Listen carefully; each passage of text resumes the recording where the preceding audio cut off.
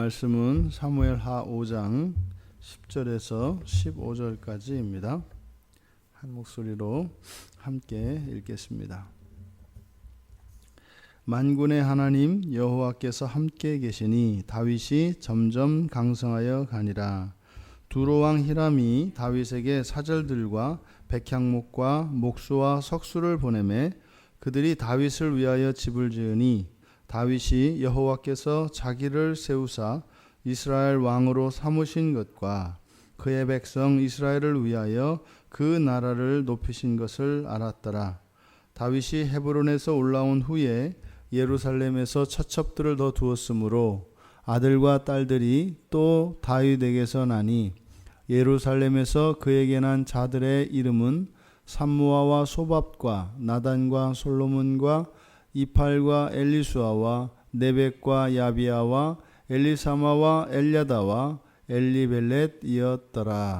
아멘. 10절에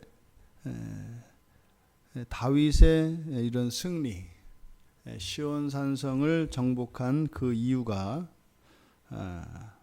하나님의 승리였다. 만군의 하나님 여호와께서 함께 하셨기 때문이다 라고 하는 이 보도는 지금껏 다윗이 살아왔던 힘의 근거가 자기 자신의 지략과 기지였습니다. 근데 그것이 아니었다는 거예요. 통일왕국을 이루며 장차 하나님의 성전이 세워질 이 예루살렘 성을 정복한 이 사건, 이 공적이 다윗에게 결코 있지 않다. 또 역대상에서 나왔던 것처럼 역대상 11장 6절에서 이 시온산성을 공격하는 선봉에 요압이 서서 진두지휘를 했지만 그것이 요압의 공로가 아니었다라는 겁니다. 이것은 만군의 하나님 여호와께서 함께 계셨기 때문이다. 이 만군의 하나님이라고 하는 칭호는 군대, 이 만군은 천사의 군대를 이야기합니다. 군대의 하나님, 하늘 군대의 하나님, 이런 의미가 되는 것이죠. 그래서 이 전쟁에서의 승리의 주체가 여호와 하나님이시다라고 하는 것을 만군의 하나님이라고 하는 칭호를 사용함으로써 더욱 분명히 합니다. 그런데 10절에 여호와께서 함께 하신, 다시 말해 다윗이 시온산성을 정복하게 된 그 힘의 근거가 만군의 하나님 여호와셨다라고 하는 이 내용과 12절에 다윗이 알았다는 겁니다. 여호와께서 자신을 세워서 이스라엘 왕으로 삼으셨고 또 백성 이스라엘을 위하여 그 나라를 높이신 것을 알았더라. 그러니까 자신을 백성 위에 왕으로 세우셨고 또 그 백성 이스라엘을 위해서 나라를 높이셨다고 하는 사실을 알았다. 근데 그 안에 들어가 있는 내용, 그러니까 10절과 12절은 여호와께서 함께 하시다는 것, 그 내용이 있고 그 중간에 두로왕 히람이 다윗에게 사절단을, 친선 사절단을 보내고 또 목수와 석수들을 보내서 다윗을 위해 궁전을 지어준 사건을 기록하고 있습니다. 그러니까 지금 전쟁의 승리 끝에 그 승리의 이유가 여호와 하나님이셨다. 그리고 나서 이방의 왕인 두로왕 히람이 이렇게 사절단을 보내고 왕궁을 지어준 이 사건, 이렇게 도움을 준 이 사건 뒤에 다윗이 여호와께서 그렇게 하신 것을 깨달았다는 겁니다. 그러니까 지금 다윗은 무엇을 깨닫고 있어요? 하나님께서 승리를 가져다 주시고 또 그때, 그러니까 시온산성을 정복했을 당시에 그것을 깨달은 것이 아니라 사실은 10절에서 이야기한 것처럼 그것이 여호와께서 하신 것이었는데 그때 깨달은 게 아니라 언제 깨달았다? 두로왕 히람의 사절단이 오고 그 도움을 받고 난 뒤에 그것을 깨달았다는 거예요.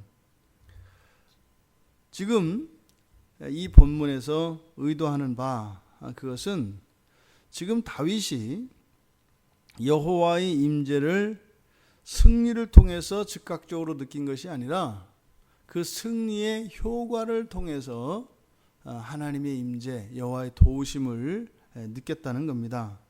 또 그 느낀 내용이 무엇이에요? 자신을 여호와께서 세우셨다는 것, 그리고 이 나라에게 승리를 가져다주고 이렇게 두로왕 히람이 와서 이렇게 원조를 하는 이러한 것들, 이것이 바로 누구를 위한 것이다? 백성들을 위해서 나라를 높은 것이다 라고 하는 것을 깨달았다는 겁니다. 우리가 지금 여기에서 이 다윗이 왜 여호와께서 항상 그와 함께 하시며 그를 도우셨다고 하는 사실을 왜 이제서 깨닫게 되었을까? 그리고 사실 본문은 의도적으로 실제로 일어난 역사의 연대표를 바꿉니다. 두로왕 히람이 다윗에게 사절단을 보내고 이렇게 왕궁을 지어준 사건은 훨씬 뒤에 일어난 일입니다. 그러니까 성경으로 보면 이제 17절 이하에 블레셋이 이스라엘을, 통일 왕국인 이스라엘을 공격하는 이야기가 나오는데 실제로 그 뒤에 일어난 일입니다. 그러니까 블레셋이 다윗을 공격하고 나서 패배한 뒤에 여호와께서 이스라엘을 보호하고 계심을 알고 장차 다윗의 세력이 커질 것을 알아서 그때 친선 사절단을 보내고 그 다윗과 우호 관계를 가지기 위해서 이렇게 왕궁을 지어준 겁니다. 그래서 실제로 역사의 연대표를 보면 그것은 다윗의 임기 말에 일어난 사건이에요. 그러니까 대략 다윗의 생애 마지막 대략 7년 정도를 남겨두고 40년의 이스라엘 통치에서 한 33년 정도 되었을 때 있었던 사건이거든요. 근데 그 사건을 오히려 지금 블레셋이 공격하였던 그것보다 더 먼저 있었던 사건으로 끌어와요. 이제 가끔 성경에서 이런 일이 일어나는데 실제로 역사상에 일어났던 순서를 바꾸는 것은 특별한 목적을 위해서 메시지를 주기 위해서 이렇게 하는 것이다.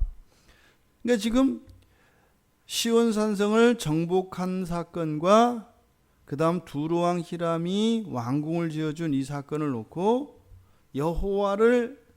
여호와께서 그렇게 하셨다고 하는, 그리고 여호와의 뜻을 깨닫게 되었다는 그것이 시차가 있다. 그리고 다윗이 그것을 깨달았는데 그것을 깨달았을 당시에 다윗에게 문제가 있었다. 이 부분을 지적하려고 하는 겁니다. 그래서 곧바로 12절에서 그것을 알았다, 깨달았다 그랬단 말이에요. 그러면 그 뒤에 어떻게 해야 되겠어요? 여호와께 감사를 드리든지 더 온전히 여호와만 섬기는 이런 일이 나와야 되지 않습니까? 그런데 바로 뒤에 이제 13절에서부터 이어지는 내용은 뭐예요?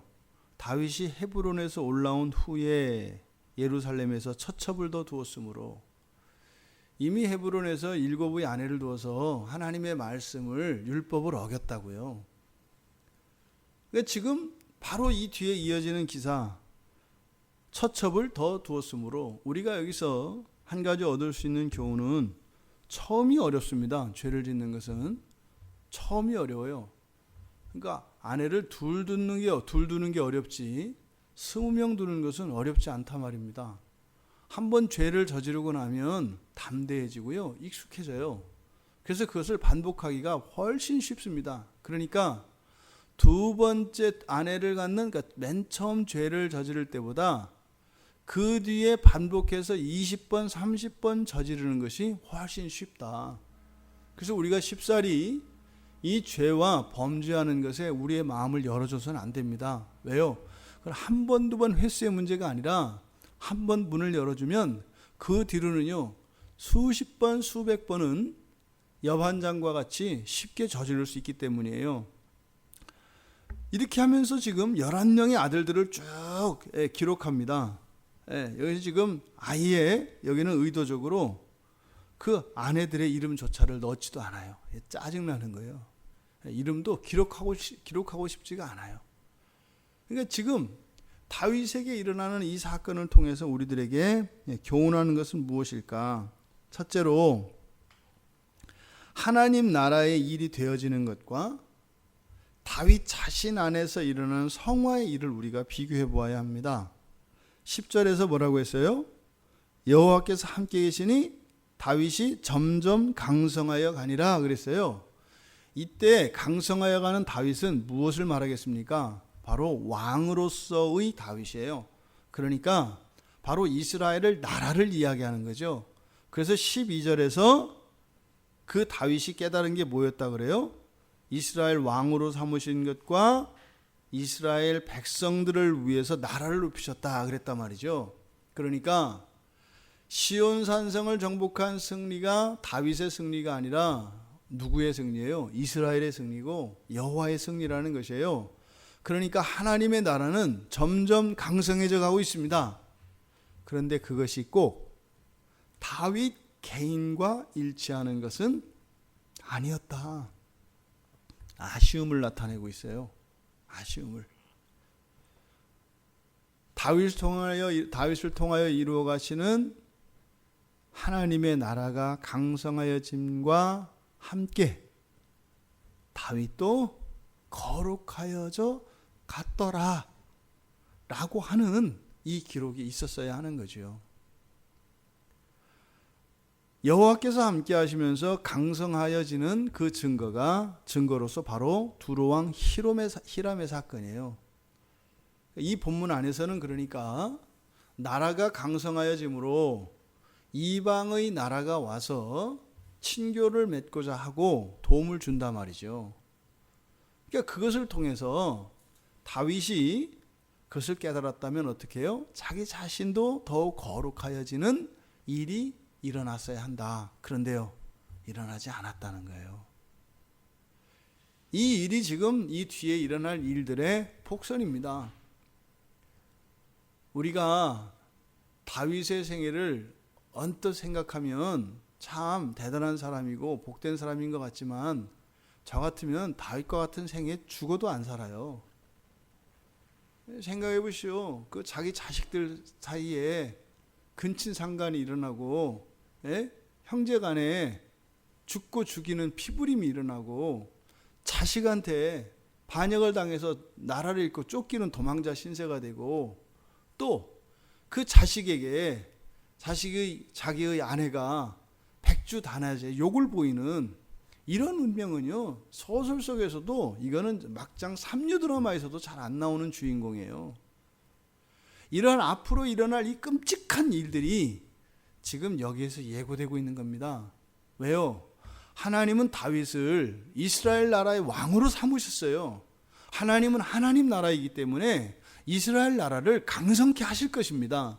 그런데 그 나라가 강성하여지는 그것이 다윗의 의로움과 거룩함에 대한 인정은 아니라는 거예요. 두로왕 히람의 사건은 그 하나님께서 강성케 하여 주시는 그 효과입니다. 그러면 우리가 또 하나 우리가 얻을 수 있는 교훈은 하나님께서 우리들과 함께 하시고 우리들에게 은혜를 베풀어 주셔서 이렇게 이방의 왕인 두로 왕으로부터 도움을 받는 것, 이것은 오늘날 우리들에게 우리들의 삶과 연결 지으면 무엇과 관계되겠습니까? 불신자들과의 관계예요. 우리가 이 세상을 살아가면서 불신자들과 관계를 맺고 살아갈 것인가 말 것인가, 어떻게 해야 될까요? 완전히 끊고 살 수 있을까요? 두로왕 히람이 선물 들고 왔으니까 이 이방의 왕아 재수없다 가라, 너하고는 상대 안 한다, 이렇게 해야 될까요? 아니란 말이에요. 왜요? 10절에서 나라의 강성하여짐, 다시 말해서 여호와의 은총으로 말미암아 주어지는 것임에 틀림없어요. 이스라엘 백성이 출애굽할 당시에 어떻게 해요? 애굽 백성들이 가지고 있었던 이 폐물들과 금은 보화들을 가지고 나온단 말이에요. 그러니까요, 신자들과 불신자들 사이의 관계는 단절되어 있지 않습니다. 이미 구약에서도 이스라엘 백성들이 그것을 잘못 이해했기 때문에 그런 것이었지, 이스라엘 역사를 살펴봐도 끊임없이 선택받은 이스라엘 백성들과 이방인들 사이에 이런 관계가 교류가 계속 일어났었고 그것을 하나님이 허용하세요.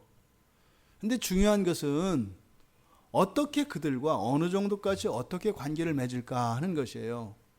근데 말입니다, 여러분. 신자들이 불신자와 관계를 맺으면 영적으로는 분명히 신자들에게 손해가 옵니다. 반드시 오게 돼 있어요. 왜요? 이렇게 빨리거든요. 은혜가 빨려가요, 그쪽으로. 그러니까 영적인 손해가, 피해가 반드시 오게 돼 있어요. 그런데 대신 그것에 대한 반대급부로 무엇이 와요? 물질적인 풍요와 편리함이라고 하는 대가가 제공이 돼요. 그러면 이거 경계를 잘 정해야 한다 이 말입니다. 그러니까 어느 정도 우리가 불신자들과 상대함으로써, 불신자들과 관계를 맺음으로써 어느 정도 신앙적인 영적인 손해가 일어날 수밖에 없어요. 어느 정도는. 그러니까 우리가요, 그건 감수해야 돼요. 감수하고 어떻게 해요? 전도도 하고 같이 와서 신앙생활도 하고 그러는 거 아니에요. 그래서 어느 정도 될 때까지는 우리에게 그러한 손해와 불편들을 감수해야 합니다. 그런데요, 만약에 아주 많은 손해를 요구하면 어떻게 해야 될까요? 많은 손해를 요구하면 어떻게 해야 될까요? 그리고 많은 반대급부를 제시할 때 어떻게 해야 될까요? 바로 두로왕 히람의 사건이에요.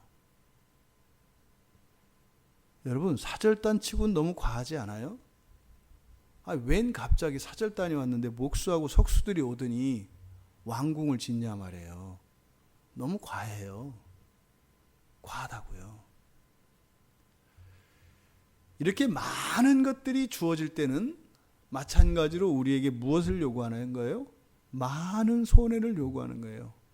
어떤 물질적인 많은 보상에 대한 영적이고 신앙적인 많은 손해를 요구하는 것이다. 이것을 잊지 말아야 돼요. 다윗은요, 그것을 통해서 여호와께서 도와주신 것을 깨달았다 이렇게 얘기한단 말이에요. 지금 이 두로왕 히람과의 이 관계, 이게 이제 솔로몬 때까지 계속 이어진단 말이에요. 지금 두로왕 히람 사건과 13절 이하에서 제시되고 있는 여러 아내를 둔 사건, 이 두 가지는 한 가지의 죄악을 향해서 갑니다. 바로 우상숭배입니다. 우상숭배의 대표주자 이세벨이 여기서 온다고요. 그리고 지금 여기에서 얻은 많은 이 아내들은 다 1+1으로 우상 하나씩을 다 가지고 들어와요. 솔로몬 때에 감당할 수 없을 정도로 그 1000명에 이르는 그 아내가 어디서 시작된 거예요? 여기서 시작됐다 이 말이에요. 아버지 다윗으로부터 그 정신이 타고 들어와서 솔로몬 때에 찬란하게 꽃을 피웠다. 이 다윗의 강성하여지는 이 하나님의 나라와 그것과 함께 거룩하여지지 아니하는 이 다윗을 오늘 성경은 대조시키고 있습니다. 여러분, 여러분들의 생애에 하나님이 함께 하시는 은혜가 이 세상으로부터 주어지는 이런 물질적인 축복들과 이 많은 복들이 여러분들에게 허락되기를 바라요.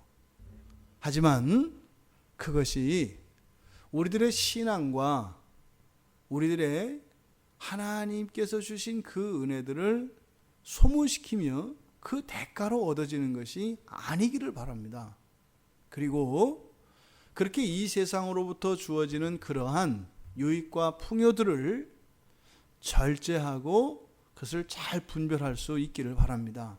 그래서 우리들의 살아가는 삶 속에서 이루어져가는 여호와의 나라, 여호와께서 함께 하심으로 이루어지는 그 승리가 있기를 바라고 그것과 함께 우리들이 날마다 거룩하여져 가기를 바랍니다. 그래서 멸망하지 않는 그 영원한 나라의 약속을 다 받아 누리실 수 있는 우리 모두가 되기를 주님의 이름으로 축원합니다. 하나님, 다윗이 이 모든 승리와 풍요가 여호와로부터 말미암은 것임을 깨달았을 때에 다윗은 자신의 삶을 돌아보아야 했습니다. 과거 헤브론에서 저질렀던 죄악과 미처 회개하지 못하였던 것들을 회개하며 더욱 하나님 앞에 가까이 나아가야 했습니다. 하지만 다윗이 깨닫고 난 뒤에 일어난 일은 많은 아내들을 둔 일이었습니다. 이것이 이스라엘 역사와 다윗 자신의 인생에 어떠한 일을 예고하는 것인지 그는 깨닫지 못했습니다. 저희들의 생애가 날마다 하나님께서 주시는 복으로 인하여 더욱 거룩하여지고 정결한 그리스도인들 되기를 원합니다. 그래서 모래 위에 지어지는 성과 같이 무너질 인생이 아니라 마지막 날까지 불에 태워도 태워지지 않는 거룩하고 정결한 인생을 살아갈 수 있도록 저희들을 인도하여 주시고 은혜를 더하여 주시옵소서. 감사하며 예수님의 이름으로 기도드리옵나이다. 아멘.